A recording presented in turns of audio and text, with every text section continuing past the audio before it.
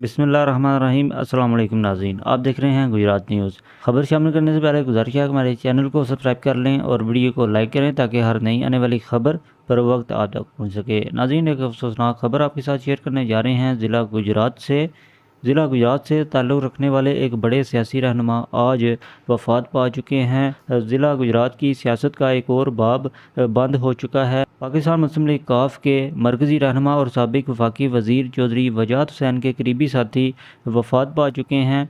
फरवरी 2024 के आम इंतखाबात में चौधरी हुसैन लाही की इलेक्शन कैंपेन करने वाले और मुस्लिम लीग काफ के साथ मजबूती के साथ खड़े रहने वाले एक बड़े रहनुमा, जिनका ताल्लुक़ हल्का NA 63 से था, नंबरदार मलिक मोहम्मद लतीफ़ टांडा, आज अपने खालिक हकीकी से जा मिले हैं। इब्तदाई मीडिया रिपोर्ट्स के मुताबिक हरकत कल्ब बंद होने की वजह से आज वो इंतकाल कर गए हैं, जिनकी नमाज जनाजा का ऐलान जब कुछ देर बाद किया जाएगा। मलिक मोहम्मद लतीफ़ नंबरदार मुस्लिम लीग काफ के ज़िले साबिक ओहदेदार भी थे और चौधरी वजाहत हुसैन और चौधरी हुसैन लाही के करीबी साथी समझे जाते थे। आम इंतखाबात 2024 में उन्होंने चौधरी हुसैन लाही और चौधरी खालिद असगर गोराल की इलेक्शन कैंपेन भी की और वसी हल्का अखबाब रखते थे और ख़ास तौर पर हल्का NA 63 में उनकी बहुत सी जो सियासी खिदमात हैं, ख़ास तौर पर मुस्लिम लीग काफ के हवाला से वो बड़े जो है वो एक अहम पहचान रखते थे ज़िला गुजरात में, जो कि आज